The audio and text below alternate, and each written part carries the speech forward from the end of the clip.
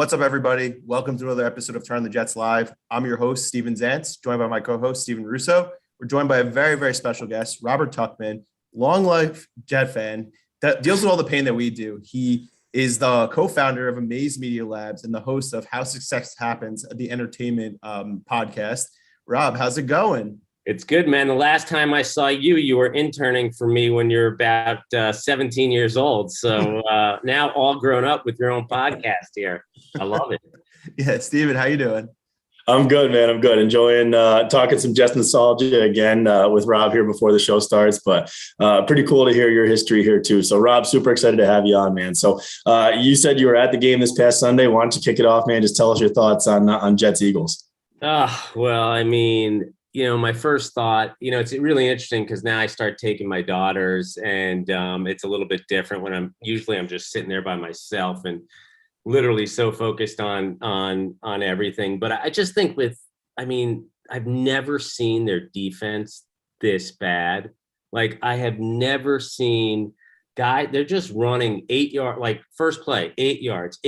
And like, I hate the excuse of don't have the talent. Cause I know if Bill Belichick was coaching the defense or Rex or someone like, and they did have times when they didn't have talent. Like I get it. They're undermanned. They need a lot of stuff, but I've never seen the defense this bad. It was great to see Zach, and I think like the first 3 drives, right? They scored TDs and he seemed comfortable. And I do think that he would have played, they were off the field for so long in that one stretch in the third quarter, but there's something good going on with, I think, LaFleur and the offense. So it's hard to swallow these losses because I'm the type of guy that like, I don't play for, I don't watch so they get a better draft pick. And, I want to win. And that's, we were talking before the show, like it still bothers me and I'm depressed at like fucking 50 years old when they lose. It's embarrassing, but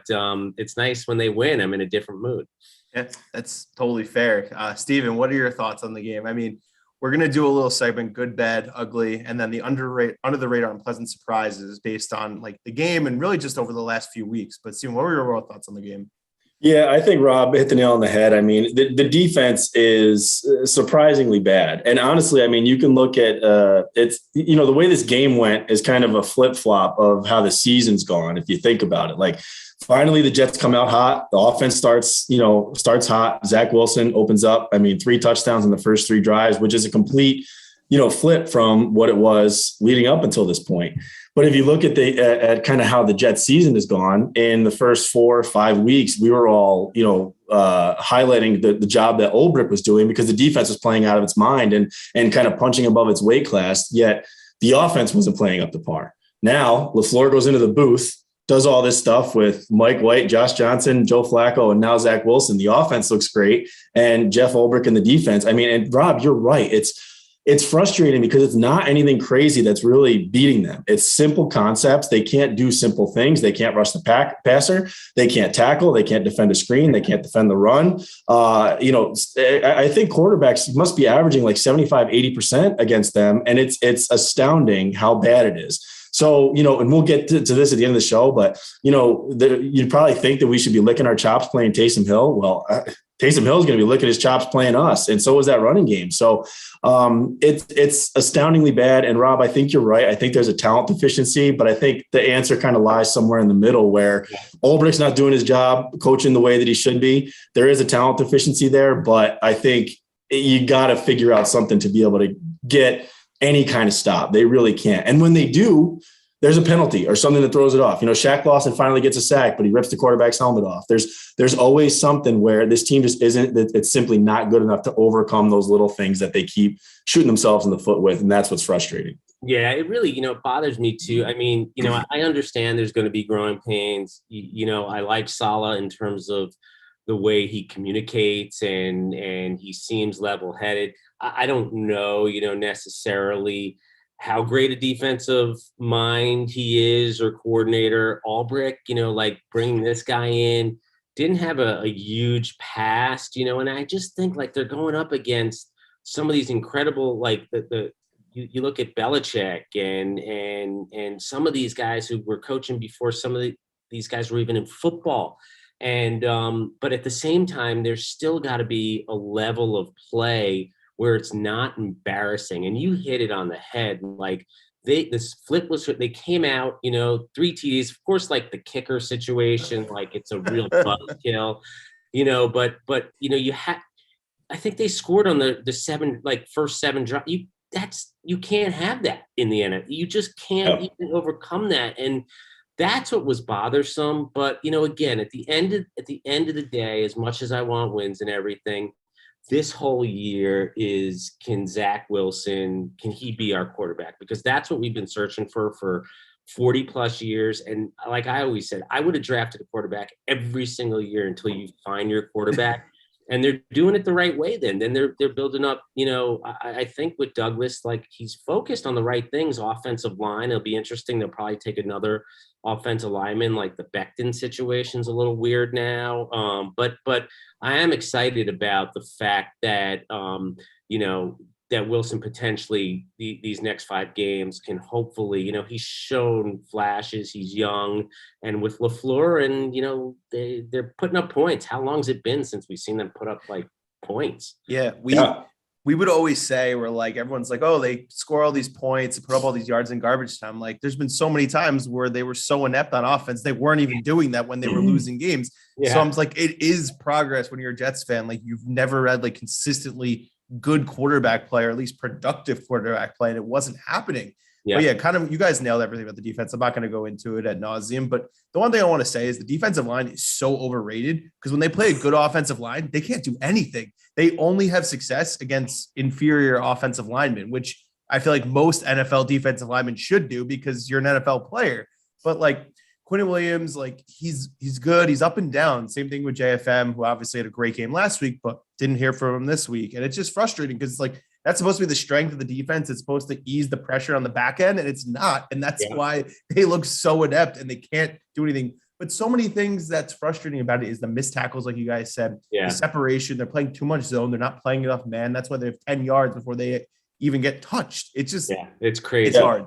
I mean, Kenny Gainwell took a screen to the right side, bobbled it 6 times, turned around, ran 5 yards before anybody got even close to tackling him. It's honestly an embarrassment. Rob, to your point, I've never seen a defense this bad, and that says a lot. We've watched a lot of bad Jets football in our fan tenure here. This may very well be the worst, and I don't think it's close. What do you think? Why the cut? So I agree, Stephen, with you, Zance, that like way overrated. They obviously lost Lawson, who would have helped a ton. I thought that was a great pickup, but injuries are injuries, and they do need an edge rusher for sure. But at the same time, way overrated, thinking they were going to be a strong suit. But what I don't get, even though, you're playing a really young secondary or safeties are below average, but like, why is the separation and just the missed assignments? Like, why is that? Is that on the coach? Is that on the players? Like, what do you guys think? I think it's very scheme based, because the scheme isn't designed to really have that island corner. It's more zoned to, and I think it is definitely because of the talent. I think they would adjust if they had someone that they could trust on any number one receiver. Bryce Hall's a good player, but he's not someone that you want to put on an island the whole time, because we've seen him get burnt. But when he's playing in zone, he holds zone, and he's definitely been really good. And he had a terrible pass interference call, which the officiating in the league is just so bad. That was awful. That call was awful. The thing that bothers, I want to talk about this, because the thing that bothered me the most was that one play when the Eagles had the 4th and 1, or with the spot, and they literally were saying on TV, they're like, oh, this is not going to get overturned because there's nothing disputable to do it. And the guy, what's his face? I don't even know his name, but the guy, Gene Steratore was literally like, I just didn't see them do it. Of course they do it. It's because it's the Jets, and we just never get any benefit of the doubt. It's just so frustrating. It is. That is the most frustrating. I forget there was a play like that a few years ago. I forgot who it was, getting into the end zone, and Safarian Jenkins, 100%. Yes. That was it. And that guy, I was like sending hate mail to Ron Rivera. I forget his name. Al Riveron. Al Riveron. Like, oh man, I'm glad you guys are young and remember this stuff. But like, it's just bothering. But it's true. The Jets, they don't get. And like, as bad as the officiating was, like you talk about that, and it really like, I hate always going there. It was last week. There's no doubt. But, they really have to figure out the defense side of the ball, because it's just, you can't win game. Like, they had a couple good games, but overall this defense, it's hard to watch. 8 yards, like every first down. I mean, Gardner Minshew was doing whatever he wanted to the first 2 quarters of the game. Yeah. I'm actually someone who thinks he's pretty good and thinks he should be starting long-term on a team, but it doesn't matter. And the whole thing, they said, they didn't prepare for him, but like, you knew Jalen Hurts was probably very iffy to play. He had an ankle injury and he looked horrible the week before. So they probably were like, we should probably hold him at least one more week. So it's like, why would you not prepare for Gardner Minshew? That was the thing that bothered me the most. And I was talking to someone before the week and even reading before the game, like, last week, and saying it looked like Hurts wasn't going to play. And I was going to say the difference between this coaching staff, this is what I said to the person. The difference between this coaching staff, if they're good, and others, is they're going to be prepared. And when for Minshew or for Hurts, how could you say it's the same system? That makes no sense. Like, realistically, like, Jalen Hurts is their run. Like, it's just that was really when I was like, I first was like, wait a minute, do these guys know what they're doing? Does Albrecht know what he's doing? I'm curious if Saleh, like, how much, like, I love the fact he's he has an offense coordinator, defense coordinator. He's not on one side of the ball, but still, like, they might have to get rid of that. Like, it's going to be interesting. They won't, but like, if this continues the next 5 games, like, this is unwatchable. Well, yeah. I think we all applauded Robert Saleh kind of being that CEO head coach, because we haven't had that, right? Yeah. From Rex to Bowles to Gase, we haven't had, and everyone remembers, Gase, while the defense is on the field, he's scribbling in his little notebook or whatever. We don't know what the hell he's writing. Yeah. So we all applauded Robert Saleh for doing that. And I think that was the right approach. I think now is the time, though. You have to insert yourself into those defensive meetings. You have to insert yourself into that scheme, because this defense, that side of the ball, needs help. So if you're the guy and you did it with, a very talent deficient defense in San Francisco, I mean, that team got killed by injuries last year, and he coached his ass off. He's got to get in there and figure it out. In regards to the preparing for Minshew versus Hurts, I agree. I listened to Saleh on the Michael Kay show this week, who said you really don't plan. You don't game plan for players. You game plan for play callers, which I can understand, right? And that makes sense. So I think, again, sometimes the answer's in the middle. But to your point, Jalen Hurts run for almost 700 yards this year. You can't tell me that the time that you spent preparing for him took away from what you could have been doing for Gardner Minshew. Or you can't tell me that you could have done a better job preparing for both. If you had done a better job preparing for both, the outcome would have been different on Sundays. So I think the answer, it's got to be, and at the same time, CJ Mosley, Bryce Hall, just don't say that. Just don't even say it. Don't let it out. Don't let that out into the open. I mean, that's another thing. So I think that's something just kind of, the media sense. I think Robert Saleh's got to get better at that. But at the same time, coaching your guys, like, don't even say it. Just let it go. Keep it in-house. We need to address it. Yeah, you're right. You're totally right. It's so frustrating. But we've talked about a lot of negative. Let's talk about positives, because there were some positives in this game. And I feel like we talk about it every week. And, from the moment Steven posted a viral video of Elijah Moore during training camp, I'm sure, Robert, you saw that video that NFL posted of him having that crazy touchdown in practice. He's just awesome. And it's like, thank God he fell to us. I know that they said the same thing. It's like, when was the last time they had a rookie player this electrifying? He literally could be a Pro Bowl. I mean, he's not going to this year, but he could be a Pro Bowler next year easily, and potentially all pro with the way he plays. And it's been 4 different quarterbacks, and he's still doing it. That's exactly. That's to me is what has shocked me. Just the fact that he's playing with 4 different quarterbacks. He plays with this desire, and he just gets separation. He gets open. His routes are so good. Like, that has definitely been for looking at this season, knowing that this guy literally could be a number 1 and potentially, and, I'm happy even with, Corey Davis. It's been just up and down.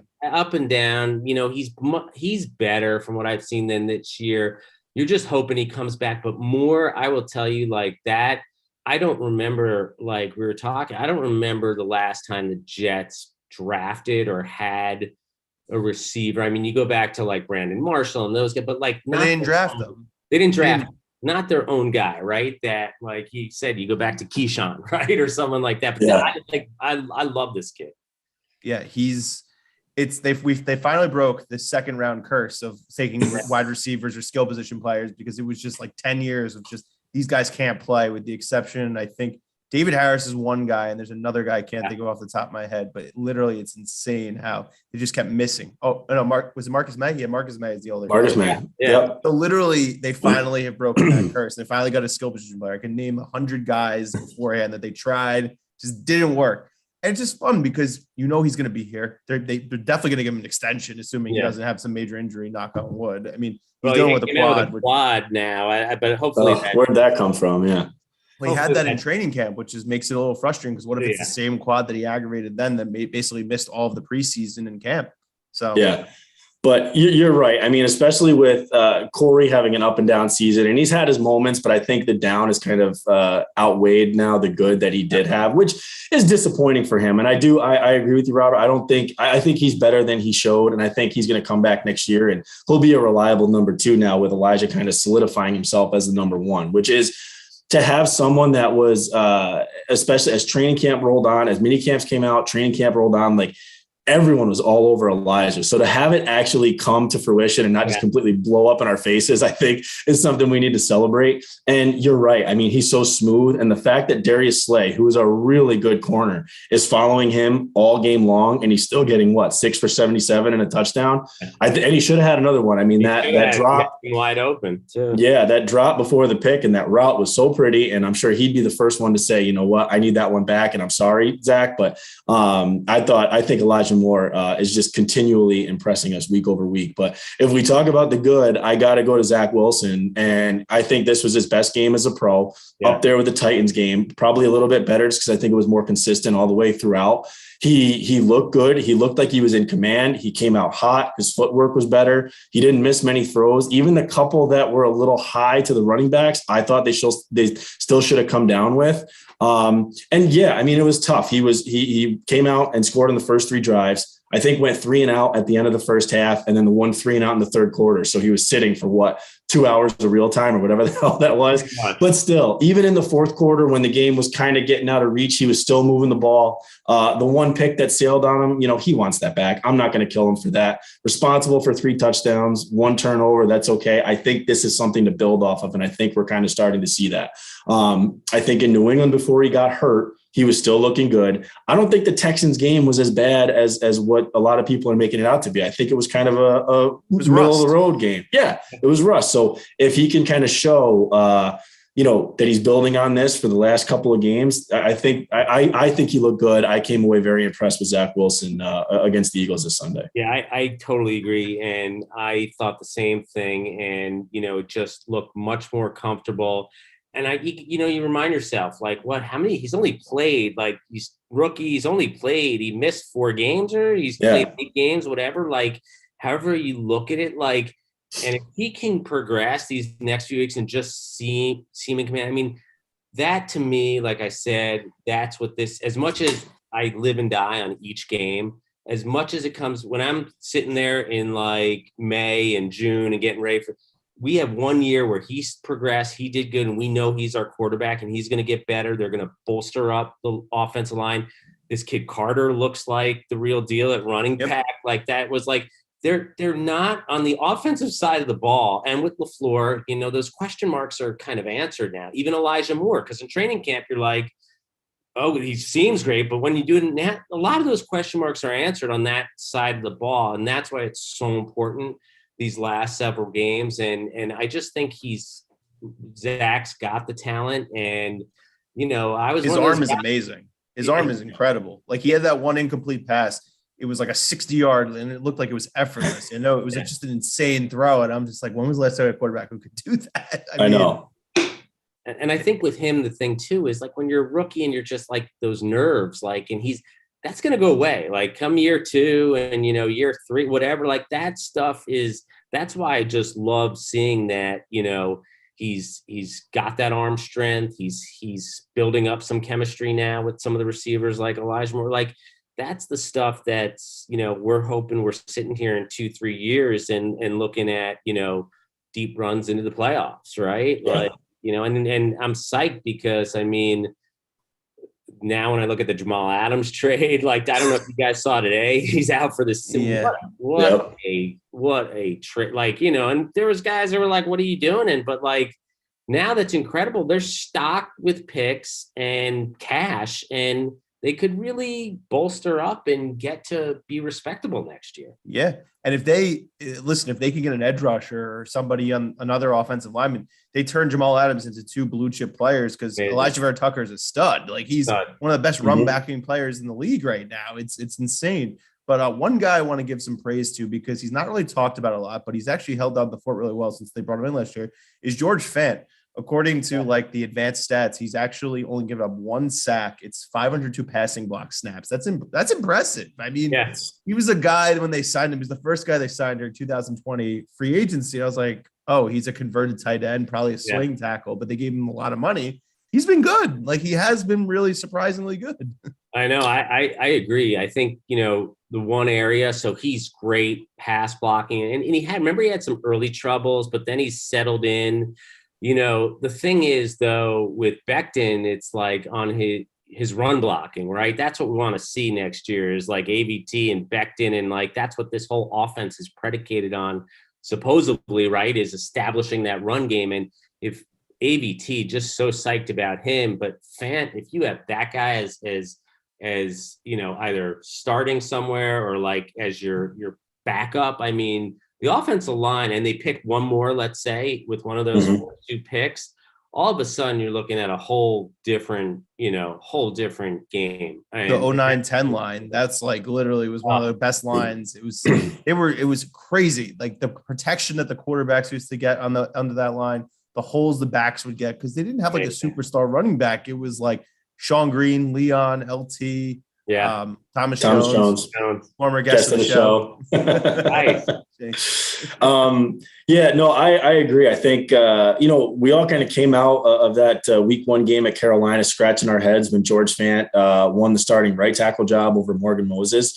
Didn't really look that great, and I think we always talk about, you're only as good as the guy next to you, and Greg Van Roten has not been good at all. So maybe some of that and how George Fant looked on the right side was, can be attributed to that. But since moving over to left, missing Becton, George Fant's been good. And honestly, this entire offensive line has continued to impress and getting better and better each game. And this running game has looked pretty good over the course of the last few weeks. And I think the one downside, and Steven, I know you and I mentioned it last week, is that you're kind of mad that you can't see Michael Carter as the line continues to get better. But, another under the radar guy is Tevin Coleman had really impressed. I mean, I think a lot of us thought that he was washed coming in here with this, big injury history, obviously, but he hits the ball hard. He gets all the yards that are there. I mean, Tevin Coleman looked good and really filling in for Michael Carter. And I mean, this offensive line, I think, is really coming along nicely. So, Robert, to your point, when the season's all said and done, if they can actually make a push to keep Morgan Moses, they already got Fant locked up. You got Becton and AVT. So I think McGovern has kind of been better than what we all thought he was, which is a nice surprise. But if you can solidify that interior, get a guard, maybe take a center, at least provide yourself some depth, I think that starts to get that offensive line to where it could be a top 10, top 15 unit in the league, which would be great. Nah, that's what you need. That's what any quarterback needs. And, you look at Sam Darnold, not to say, like, I mean, just with the line he played behind, it's such a factor when I go back and think of all these quarterbacks who come out rookies, how important. Like, I look at Mark Sanchez, and Sanchez, he played in the playoffs, those playoff runs. He actually played really well, got better as the games went on. But there was a reason everything went to shit, right? Like in the fourth year, because the line wasn't the same. Yeah, and like you put any like NFL quarterback behind a great line, it just makes them, it's all the difference. So it is exciting, like on that part. And like, I'm very excited about the future and just what it could be. I think this year, this draft is so important. I love what Douglas did last year. Like, obviously the year before, We're still some question marks, but like, if they could get it right this year with all these picks they've stashed and bring in the right free agents, like tight ends, whatever it might be, I think, we'll be in much better shape. I think it could flip much quicker than people think right now, because they're looking at our record and just, I do think, from being a longtime Jet fan, it could flip a little quicker, providing they got the right coordinator too on defense. And, yeah, I think, you talk about it, and I hate that, it sucks that we're already, we're week 14 and we're looking ahead to the off season. I hate it, but you have to do it. We're sitting at 3-9. I mean, it sucks, but we have to do it. But, you mentioned Safarian-Jenkins earlier. I mean, outside of the end of Chris Herndon's rookie year, Safarian-Jenkins is probably the best tight end we've had on the Jets in the last, 7 years, 8 years, maybe. But that's something the Jets absolutely 100% need to address in the offseason, whether it's through the draft or through free agency or both. But it's also kind of nice to say, so we talk about the O-line. Yeah. Do they need a piece or two on the interior? Yup. Outside of that, tight end, I mean, you feel pretty good about the way this offense is going. Defensively, I would argue you probably need like 6 to 7 new starters, including Carl Lawson, right? So if you look at that side of the ball, who are your guarantees? JFM, Quinnen, Mosley, Bryce Hall, and Carl Lawson returning. And Quincy. I mean, he's playing very well. So, you got 5 with Carl Lawson, maybe 6 if you include Quincy. That's still another 5 starters and definitely more depth. So that's, Joe Douglas is going to have his work cut out for him here, because I think this offense will progress to where it could be, flirting with a wild card spot. If this defense is going to replicate 21, we're going to be in trouble. That's the whole key. The defense you can't get it all fixed or get close with 1 year, even with all the picks, and because you still need to fortify some of the offense. But, that's why if they could make some picks, get better, and then, the following year really kind of add, the right pieces where they're both kind of top 10, top 15, offense, defense, then you have a real shot. It is good though to see the offense going in the right direction, because we've had great defenses, or really good defenses, since the Rex years, and that's why seeing this defense get just smashed is kind of, even for Jets fan, it's a little disappointing. But to finally see the offense where they can put up some numbers and they're just going to get better, especially if they get a really good tight. I mean, they neglected the tight end, and that's a big part of the offense. Frustrating. Totally. And it's I don't. There's things that Douglas has done that I just don't get. Even with the kicking game, and it's an important part of the game. A great punter or a field goal kicker is I don't, as much as people joke, kickers, it matters. It matters a lot more than people give credit for. And it's just how do you just neglect that? Go bring some dude in who kicked 5 years ago. I'm sure could have came off the street and hit extra points. I don't know, but I hope they address that. They had 2 kickers who were good for them, and they let them both go. They had Nick Folk for almost 7 years, and then they had Myers, who made the Pro Bowl, and they let him go, and he's still good. That. It doesn't make sense, and it controls the game. I mean, think about it. If they had 21 points instead of 18, 100%. The way you're going to approach the game is going to be different, because you're only down, I guess it was 12 points at the time, but you could play a little differently and more, the play is aggressive, and you could run the ball a little bit more. So it's just, And even the energy in the stadium, you score that, Berrios they score a touchdown. It's so deflating to miss that. You could sense it with the crowd, and just even and I'm sure it goes to the players too. That's the whole thing. And then it happens again. And then, the week before with Amendola and missing a couple, it's a huge part of the game for momentum, and like you said, for actual points and keeping it in line with 1-score game or 2-score game. It really is important. I hope they address that and figure out that part, because, that's just super. Yeah. I think Joe Douglas has done a okay job thus far, right? He's done some really good. And I think other things, and it's perplexing because like you guys said, it's like he's choosing not to address it. So not getting a veteran kicker. I mean, he's done this all 3 years he's been here, the Corey Vedvik experience, last year was Sam Fickett, and now never bringing in any guy with experience, letting Robbie Anderson walk for the money that he did and bringing in Rashad Perryman. You mentioned, the tight end position. Tyler Kroft, you were banking on him to be your tight end one. Well, he's got an injury-riddled history, and guess what? He's injured again. Yeah.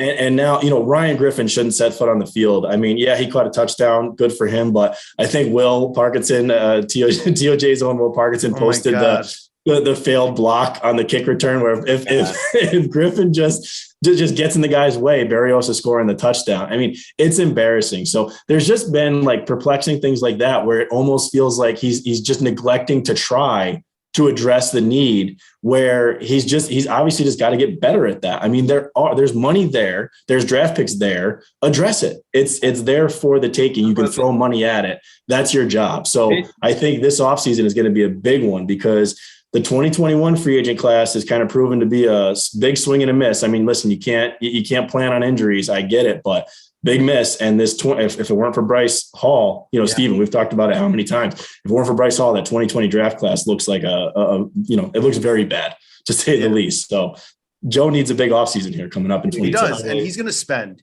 He's 100% going to spend. And the reason I say that, Woody's here, he's going to be like, we need to fix some of these holes, and you have all this money, you're spending it. I think it's a little bit different than when Christopher was running the team. Woody always was okay with making a splash. They're going to be aggressive, and they have all this cap space, and I saw the cap went up by like 20 million year over year. Yeah. So they are going to spend money. They're going to address some of these holes, but you also got to hit on the draft. You got 4 picks in the first 2 rounds. That's so crucial for this team building. I mean, that's you just said it, 4 picks in the first 2 rounds, and just what you can do there and building it. I get it. You have to build from the draft, and you have to, that's a great way. Like we said, Elijah Moore, some ABT, these guys you're building the right way, but you also have to add some really good free agents. And as much Douglas, I like the ideas, at least that he had, you build it through offensive line, defensive line. That's the way to do it. That's how when they drafted Mangold and Brick, and, that was how you do it. And I love that approach. But at the same time, I know you can't control injuries, but you also have to expect, Lawson had injury issues too, right? And Kroft. So it's when you're gambling like that, you need a backup plan. That's what I haven't liked. We all were saying in camp when they literally cut all the tight ends. I think Kroft was the only one who actually made the final roster before they did practice squad and all that stuff. Or are they just not going to get another tight end? And then of course they bring back Dan Brown and Ryan Griffin, then put Yeboah on the practice squad. But I'm you're just playing a dangerous game, and I think that's also hurt Zach's development, because one of the biggest things for a rookie quarterback is have that security blanket in the middle of the field. Instead, he's had receivers running this into each other in the beginning of the year. It's just get someone who can play tight end. Get Dalton Schultz in free agency. Rookie tight ends rarely contribute. So get someone who's a professional tight end who is competent. It could block and catch. It's not that hard. I think you're so right. I think that was the biggest. You just said it. It's so important to a quarterback's development and to be able to do that. And they just totally that's the weird thing with Douglas. Just did not address that or didn't take care of that. And they're better. I mean, they better go hard after, some of these free agents tight, they have to, get that solidified. That's so important. But you know what, for Zach, then it will be good, in terms of having that. And I'm as I said, I'm probably one of the most optimistic Jet fans, even after getting beaten down for 40 years. And I want to tell you guys before.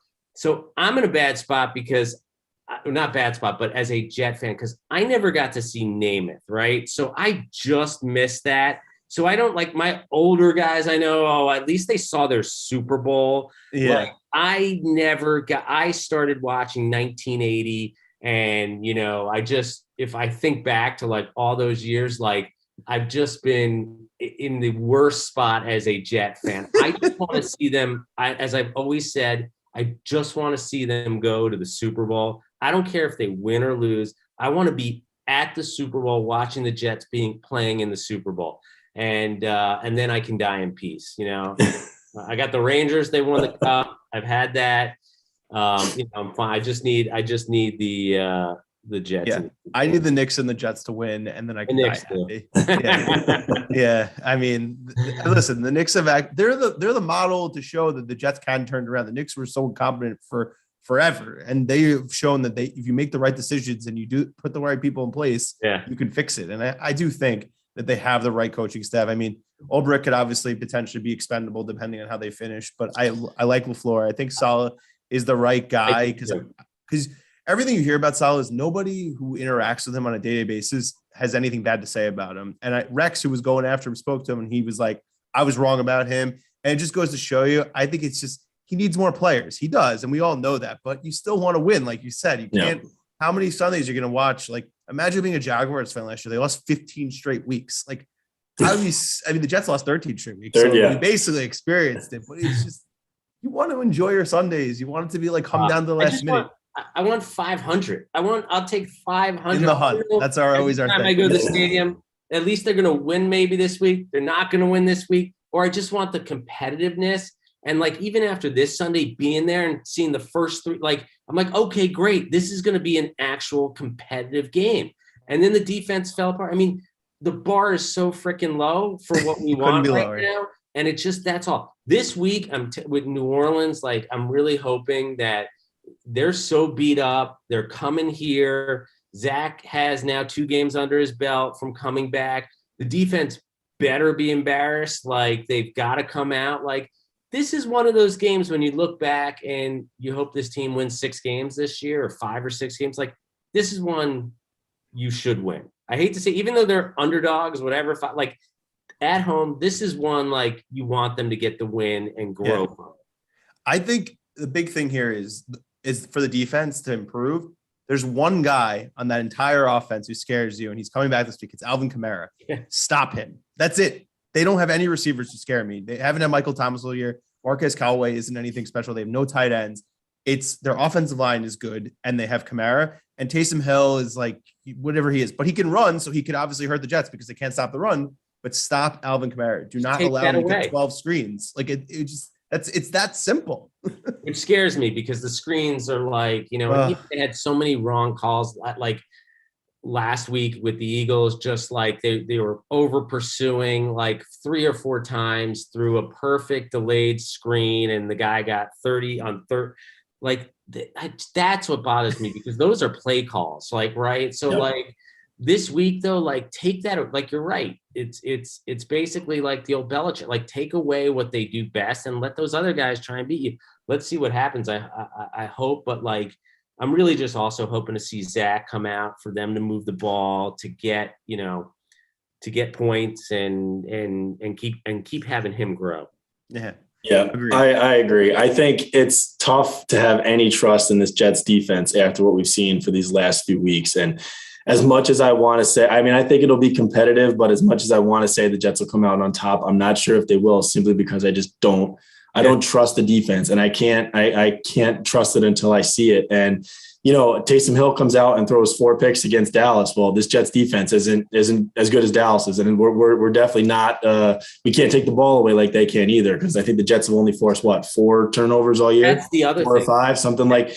You can't fall on a fumble. You can't get a pick. It's really bad. And, we've talked about it, but even when things do go, Jets get the Eagles in a 3rd and 19, and they go cover 1, and Jason Pinnock falls down and the guy runs wide open for an easy conversion. It's things like that I simply I continue to see week over week that just, it's not going to let me trust the defense until I start seeing it, somewhat consistently. Yeah. And it's going to be hard to pick the Jets in this one, even though, I mean, Rob, like you said, from the outside looking in, like this is a game they should win. The Saints are dealing with numerous injuries. They are banged up. Taysom Hill is not a good quarterback at all. The Jets should win this game. They're at home. The Saints never travel well outside of that dome, specifically in cold weather. Sean Payton could coach circles around Robert Saleh, but still, pound for pound, I think the Jets should win this game. I simply just don't trust the defense to be able to come up with stops. You just talked me out of it. I think you're right now. Shoot. But you're right, though. You're right. Well, why should, that's where, like, you just hope, but they've looked so bad. Like, and again, like you hit on it. they're not taking the ball away. They're not making any games. You know, they had the week before in Houston, the pick, Yep. you know, but besides that, like, they're not even near the receivers. So how are you going to get a pick?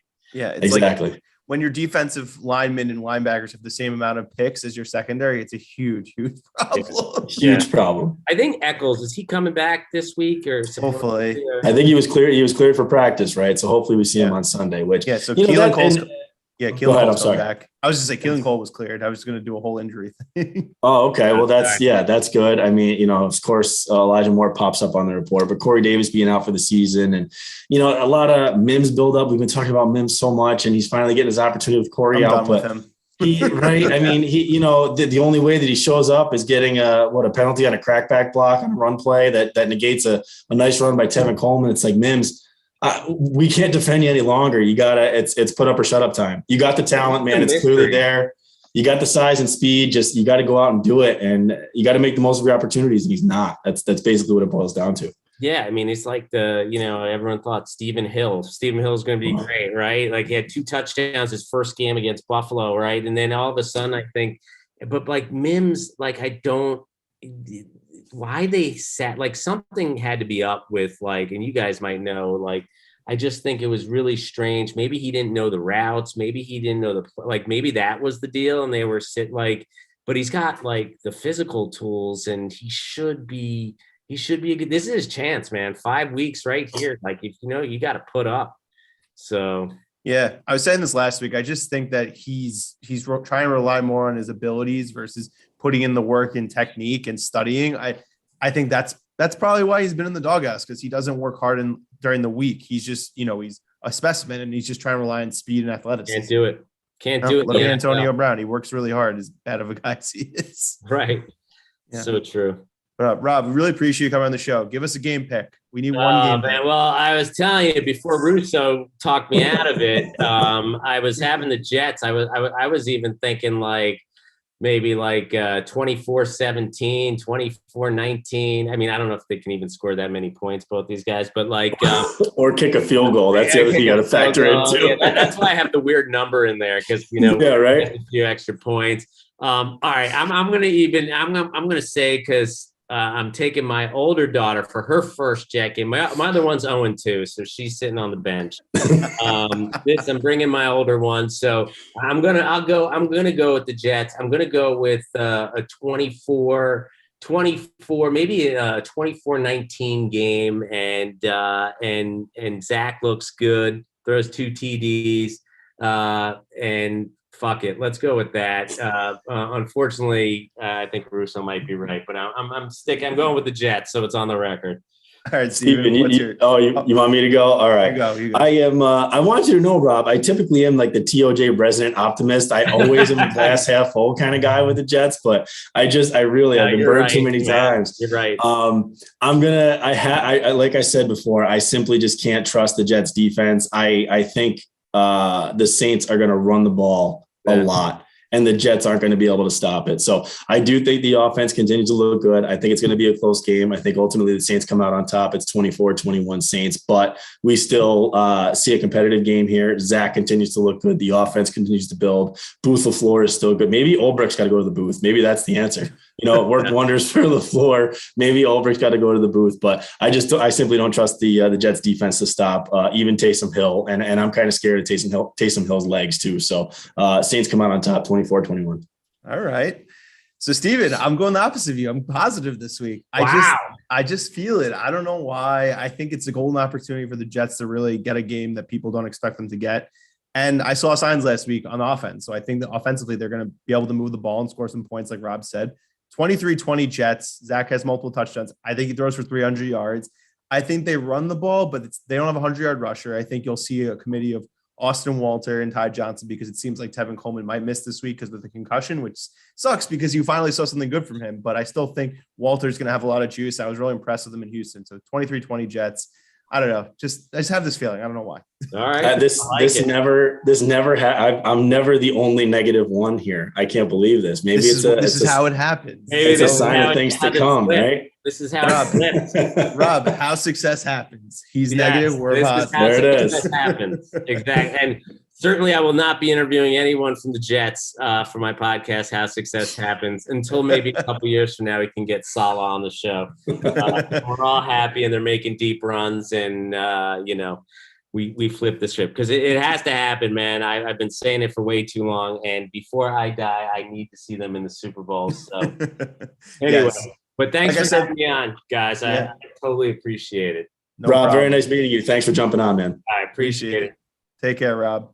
And like I said at the top of the show, make sure you subscribe to Rob's podcast on Apple, Spotify, Google Play, wherever you get your podcast. How Success Happens. Really cool guy. He's done a lot of stuff in sports and entertainment. So check it out. He had Arthur Blank on the show. He told us before we went live. Great stuff. And as always, make sure you subscribe to our YouTube channel, Turn on the Jets TV on YouTube. And then also make sure you subscribe to our podcast feed to get our show, Will's show, which he has a very special guest. I won't tease who it is, but I found out today this week. And then also draft season, which the guys have been breaking down secondary and safety guys because we need safeties. So make sure you check that stuff out. We really appreciate anybody who's been tuning in. We only have a couple more episodes left in the season and continue to ride with us as we go through. And like we always tell you, make sure you tune into Badlands. It's the best premium Jets content you're going to get. It's great to hear Connor and Joe do their post-game reactions, midweek pod, Connor's film breakdown. And then my favorite thing that got me involved with TOJ, the 12 pack on Fridays. So Steven, closing thoughts. I feel good. I don't know why. I feel good. I feel like it's a game the Jets should win. Like I said, I just don't have the confidence in the defense that they'll do it. But I think, as much as I'm going to root for wins, it's not like last year. I'm not rooting for losses. I'm not rooting for an improved draft position. So as long as we continue to see progress on the offense, and it's competitive and I'm rooting until the fourth quarter, then I'm a happy guy. So whether the Jets come out on top or not, as long as they keep it close, man, I'm good with that. And let's just see continued improvement from Zach and Elijah if he plays. And, let's see how things shake out. But I think overall let's see just progress over the course of these last 5 games. That's what I'm hoping for. That's what I think we'll see. May not be all wins, but the biggest thing, and I mentioned this in the Slack, and I want to close with this, is Buffalo is in a position where the game against us week 18 is going to matter because they play New England again. They play Tampa this week. There's a chance that we can hold them out of the playoffs. And if we are in that position, nothing would make me feel better than knocking them out of the playoffs like they did to us in 2015. That's if we all can I'm return saying. that favor, that'd be great. That would be, and Zach plays well. It's just poetic justice. Oh yeah. That would be fantastic. But like we always say, appreciate everyone who tunes